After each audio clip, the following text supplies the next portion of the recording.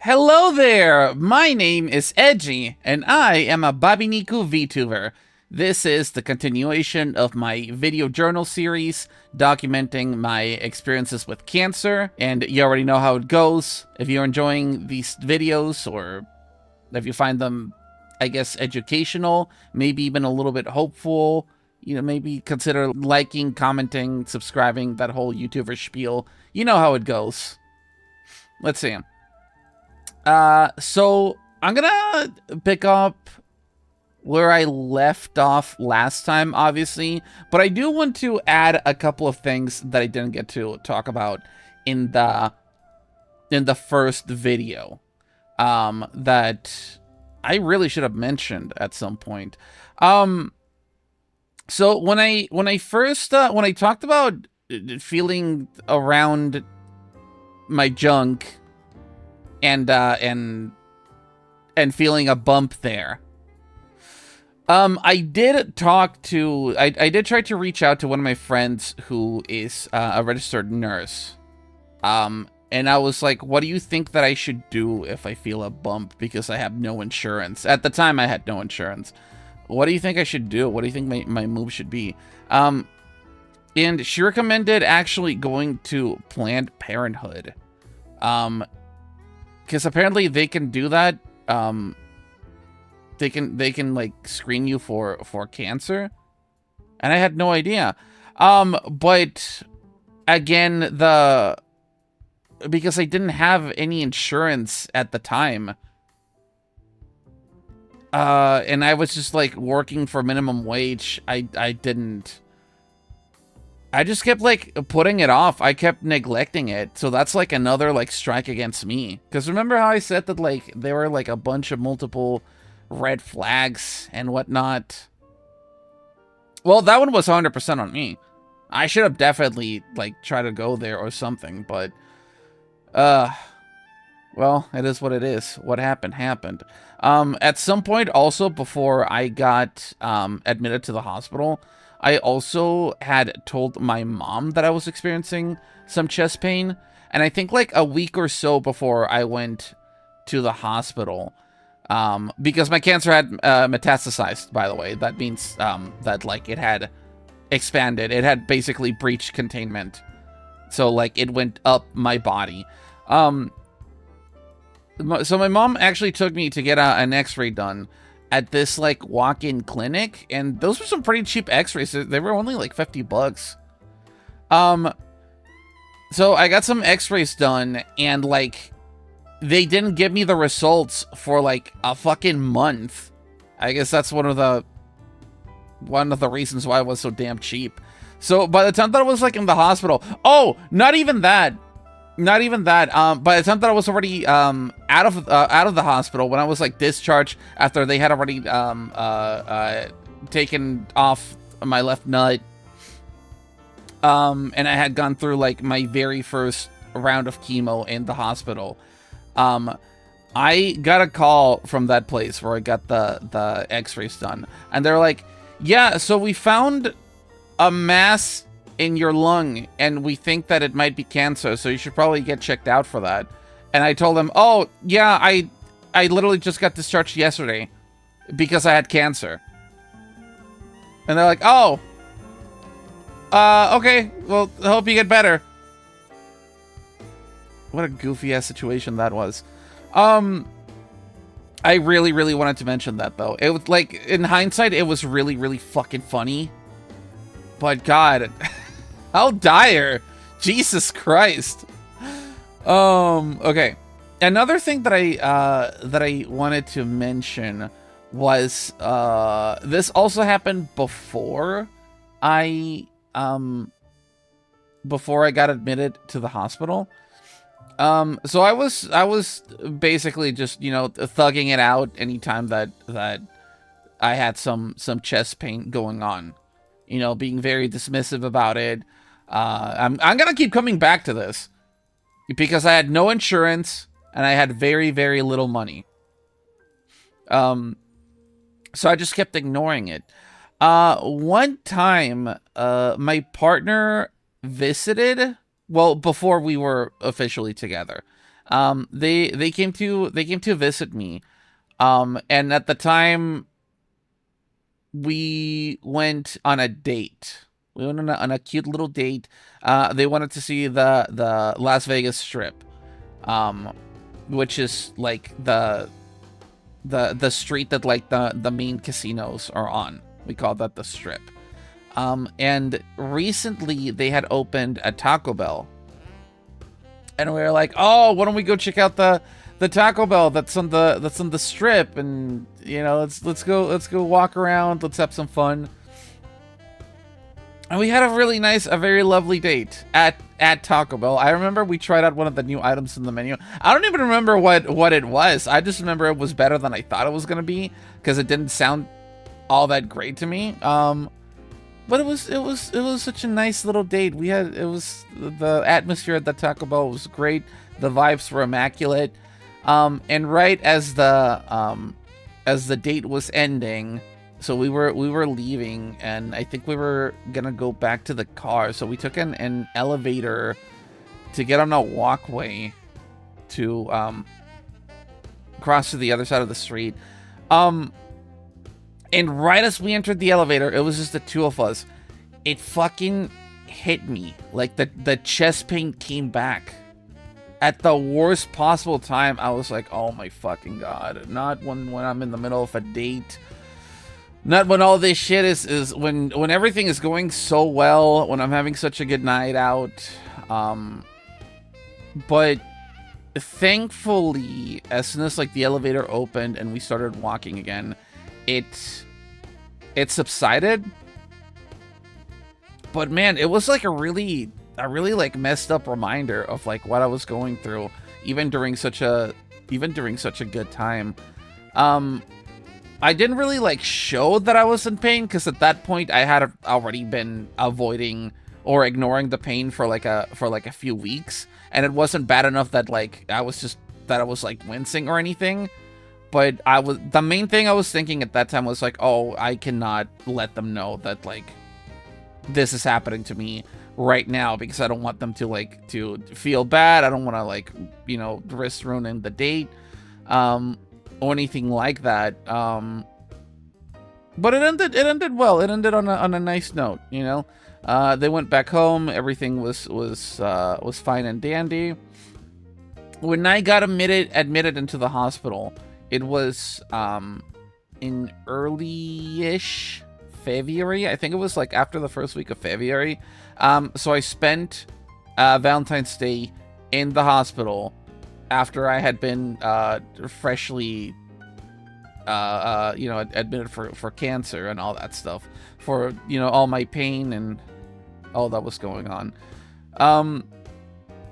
And I was messaging my partner, and it was like late at night. I was just like on my phone. And my partner basically like just asked, so what are we?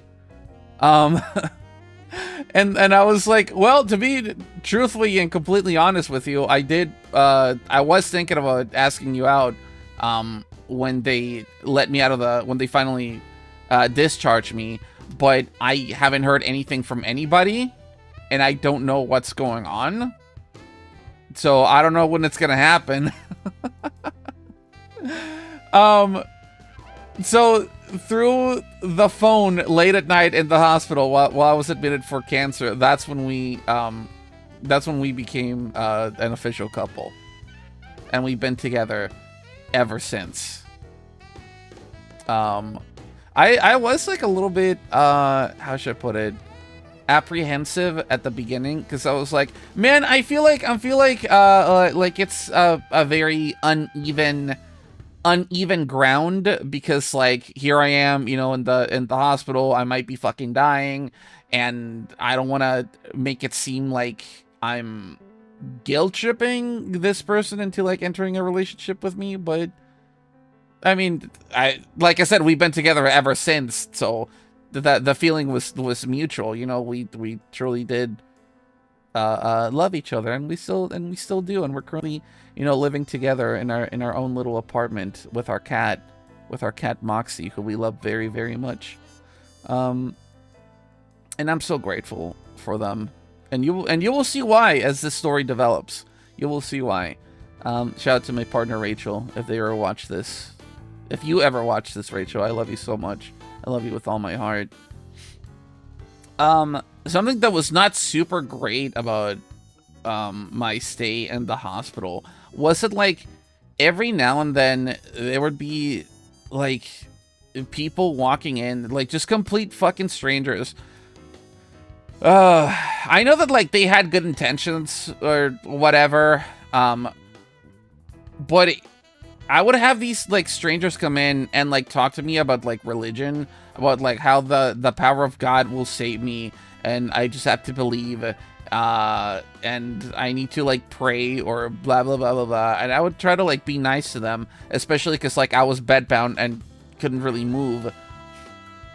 And I would just like hear them out. It's like, yeah, I mean, whatever you gotta say, sure, I'll listen to you. But it was always just like people wanting me to be like a hardcore Christian the way that they were.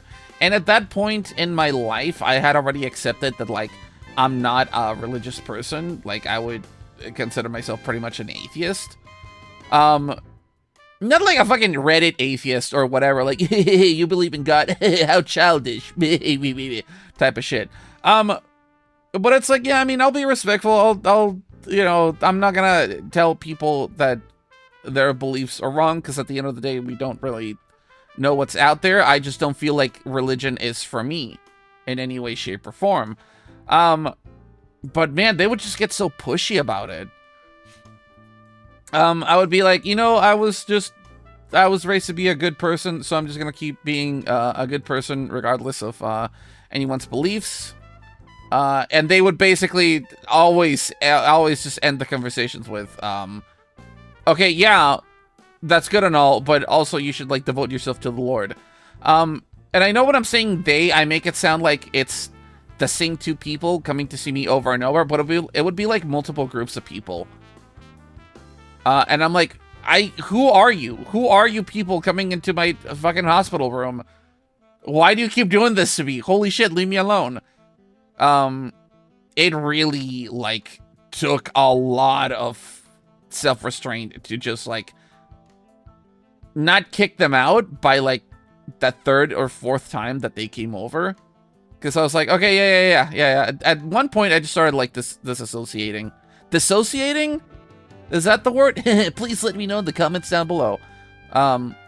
Hey, speaking of down below, check out my fucking social media links down below. I forgot to like shill those at the beginning of the last episode, or at the end of the last episode.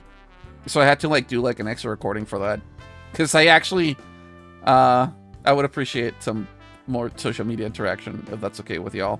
Anyway, back to the story.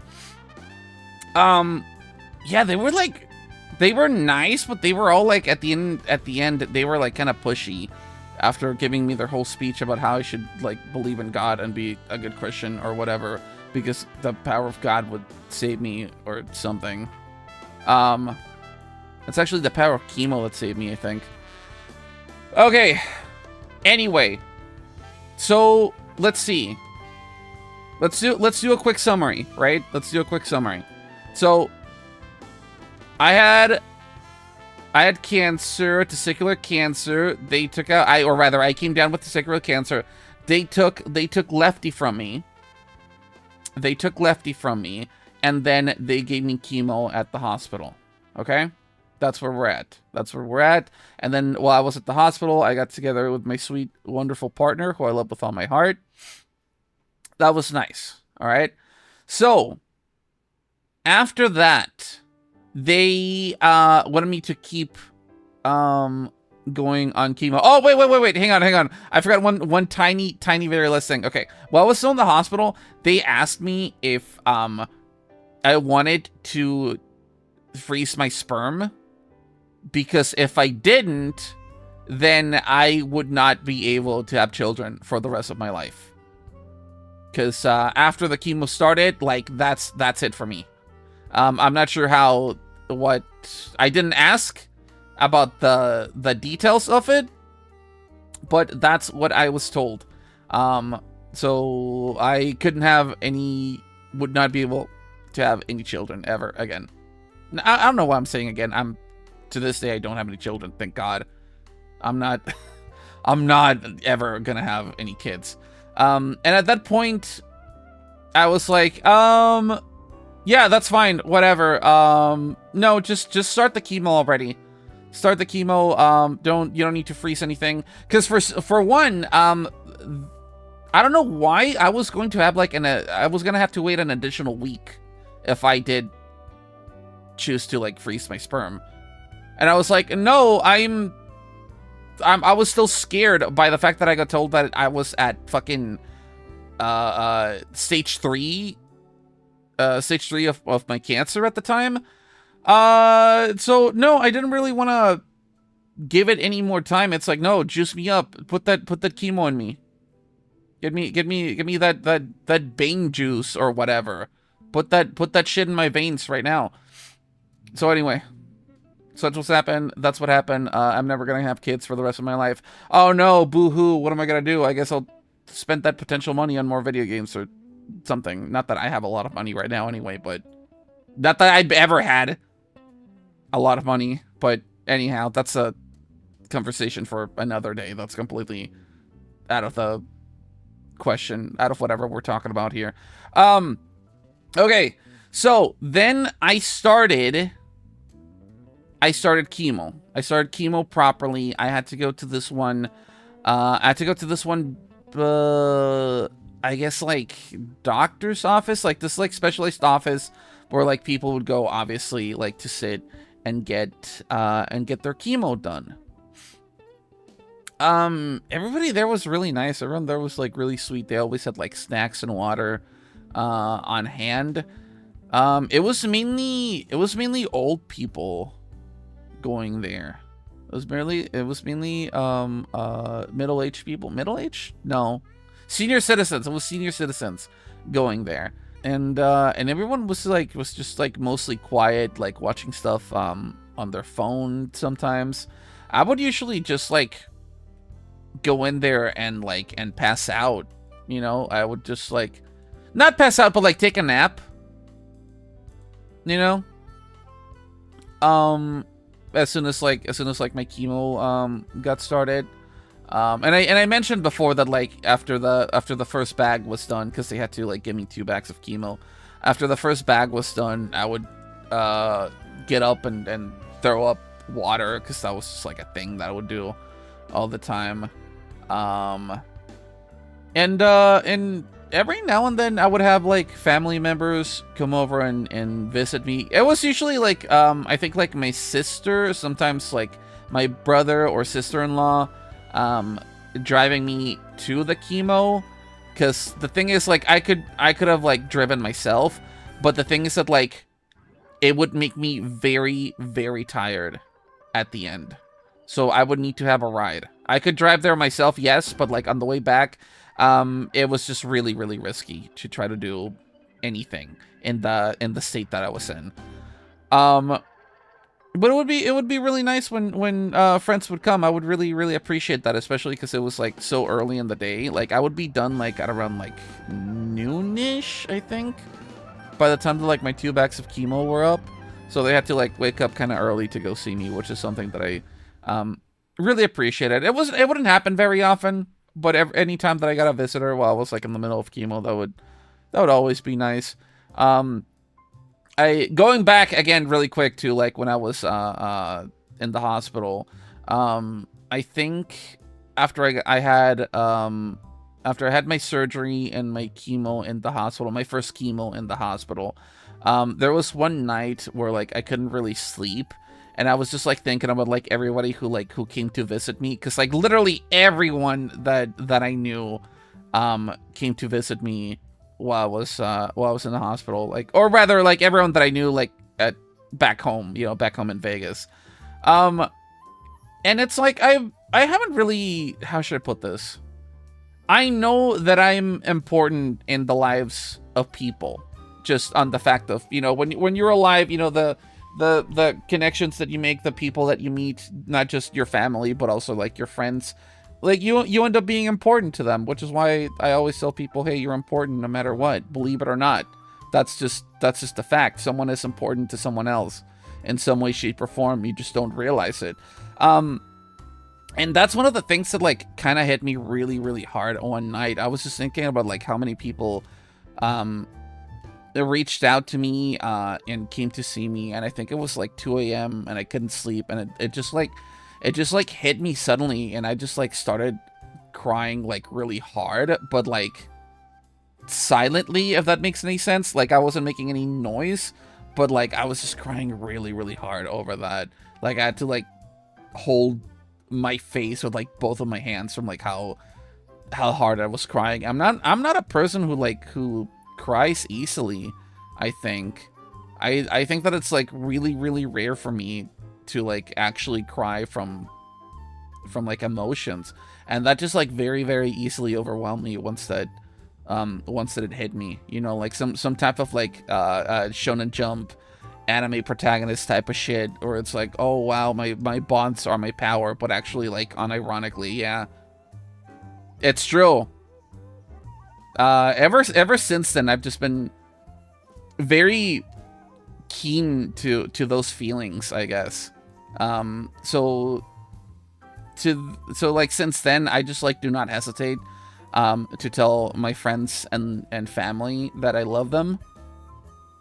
Or even like new friends, once it like they say it to me first, like especially like new friends, once they say it to me, oh, I love you, Edgy. I'm like, oh, I love you. I love you. Ah! I love you. And if that's one of you, I love you.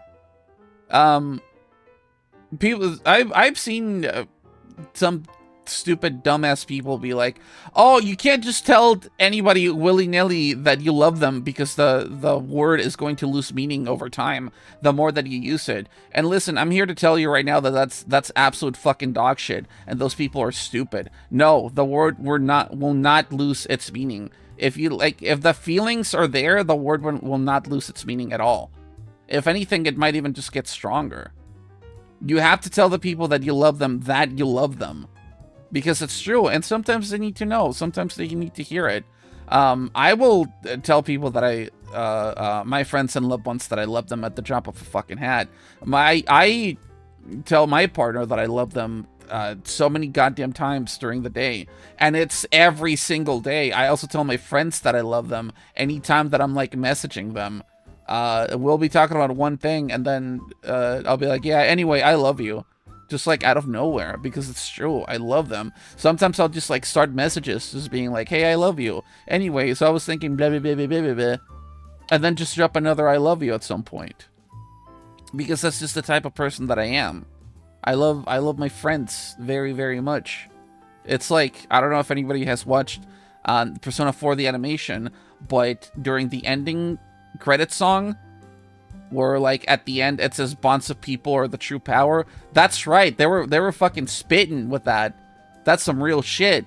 Okay, that's my shonen protagonist spiel for the day, or for the video. Okay. Where are we going to now? All right, so the chemo, I went through chemo. Okay. So, after I went through my regular rounds of chemo, right? I had to meet up with my oncologist again. Who was man, he was such a nice guy. He was such a great guy. Well, the oncologist that I had in Las Vegas, I moved since then, and I have a different oncologist now. Every oncologist that I've had has been very, very nice. Okay? Please don't get me wrong. It's just the one that I had in Vegas was also very nice. Okay, that's all. That's all that I wanted to say.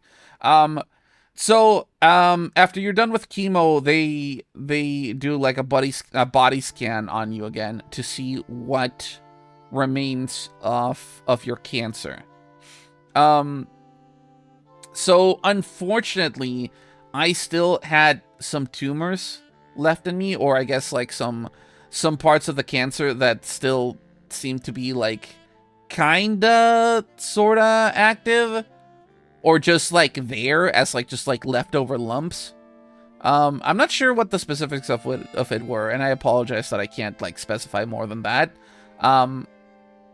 It's just that, like, I still had some shit in my body that needed to be gone. And those were tumors. And those tumors, like, you can't let them stay there. One of them was in my left lung. It was like at the tip. I think I mentioned that in the first episode. And then there was another one. I think it was like behind my right lung, but I'll get to it when I get to it. Just wait, because oh man, you're gonna love this, and by love this, I think you might hate it. So let's see.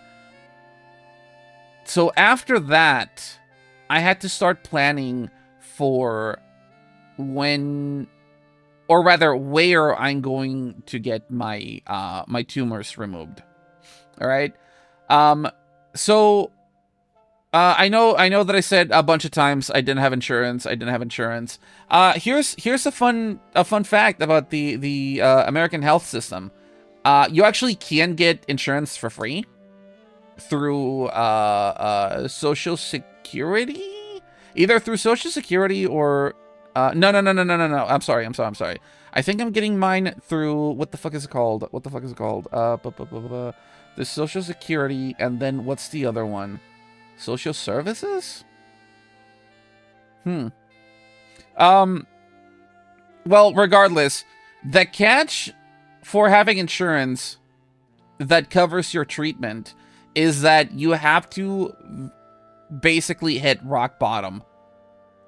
You can't have anything. You literally can't have anything. You need to, like, at that point, obviously, I had stopped working due to the cancer, plus the way that chemo, like, kind of messed me up, because for those of you who might not know, chemo is very much so a double-edged sword. Chemo is basically poison. The chemo ate away at the joints in my no, not the joints, the cartilage in my knees and my elbows. So I have very, very weak knees. If I kneel on the floor, especially like a hard floor, it hurts so fucking much. I can still, like, walk and you know, and bend my arms and do that stuff, but, like, sometimes there'll be days where, like, I'm literally, like, in the shower, and I'll just, like, be, you know, like, using shampoo, just, like, scrubbing my hair with it. And for that, obviously, I gotta have my elbows up, because I'm reaching the top of my head, I'm reaching my hair. And just from doing that for, like, a few seconds, like, my elbows will become, like, really, really tired. It doesn't happen very often. It happens, like, every once in a while. But, man, it's just, like, a reminder of... Because, like, most of the time, like, I feel fine, but then every now and then I'll just get these reminders. It's like, oh, yeah, I'm disabled. My disability is disabling me. And then, like, it also left me... the chemo left me, like, very low on energy. Most days, I'm just like, coasting by, you know, just barely coasting by. I just barely have enough, energy to do something. When I'm, at home and I'm, like, cleaning up, I kind of have to, like, detail what I'm going to do, or plan ahead what I'm going to do for the day. And try to do things one at a time, because if I do too many things in one day, or something that takes me a while to do, then that's just, like, my whole day, because I just spent all my energy on that, and I gotta spend the rest of the day just, like, resting, or sometimes even, like, laying down. When I picked streaming back up, I actually could only do, like, 2 hours at a time. And after 2 hours, like, my back would hurt, like, a lot. And I had to, like, immediately, like, lay down. I have, like, been slowly building up, like, a little bit more stamina, for when I do streams or something like that. So it's not as bad as it used to be, but, like, compared to, like, how I was a year ago, oh man, it's like a night and day difference. Okay, anyway, I'm getting sidetracked again. I feel like this is gonna happen a lot as I continue the series. So as I was saying, you need to hit like rock bottom to be able to get insurance. So that's how I was able to afford all my cancer treatment, because like the insurance would cover it. But again, it was because I had no job, I had no source of income, I had basically nothing going on for me. And since cancer is it counts as a disability, and because the chemo left me disabled, I was able to also qualify for Social Security disability insurance. Since then, to this day, I'm still just barely making ends meet thanks to that. So if one day I feel like I'm able to do like a job properly, if I'm like, oh yeah, doing this will not like wreck me, doing this will not hurt my back too much. If at any point I can do like I'm sorry that I say too so much. If I'm able to do like a full-time job, then I'm going to lose all of that. I'm going to lose my disability, and I'm going to lose my disability benefits. I'm also going to lose my insurance. So the only way that I get out of this is if I basically get the fucking golden ticket and I get a job that also comes with benefits. How fucked up is that? How great is the American healthcare system? Man, Jesus Christ. That's seriously like the only way that I feel like I can move forward, if I can somehow land something that will pay me well and also like comes with insurance, that comes with benefits. Insane country that we live in. Holy shit. Okay. So anyway. So the next step was taking out my my tumors, right? What was left over after all the rounds of chemo that I went through. And unfortunately, there was no cancer specialist or cancer institute or something like that in Las Vegas that would be able to accommodate what I needed, or rather do the specific surgeries that I needed done.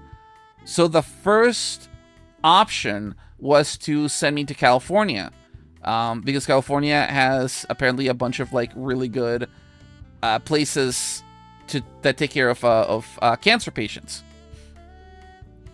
So we're like, oh, okay, that's great, because like from Vegas to LA, it's only like a 4-hour drive. That's not too bad. We can definitely do that. I really hope to hear back about that, because I would also be able to like visit friends and family who live in California. So this would be really cool. This would be really cool if it happens. Again, because the American healthcare system is so fucking great and so amazing, and so fucking stupid. They were not able to take my insurance. My insurance was incompatible with where they wanted to send me. So they had to, my oncologist had to look for someplace else that would take me. And apparently the closest place that was able to take me, it was either Colorado, somewhere in Colorado, which was not fucking happening in the least. Not even, because one, driving from Vegas to Colorado would be so goddamn expensive. And flying there would be even worse. And the other option was slightly closer. I would have to go to Salt Lake City, Utah. And I believe that was a 6-hour drive from Las Vegas to Salt Lake City. And that's what I ended up having to do. I had to go to the Huntsman Cancer Institute in Salt Lake City, Utah.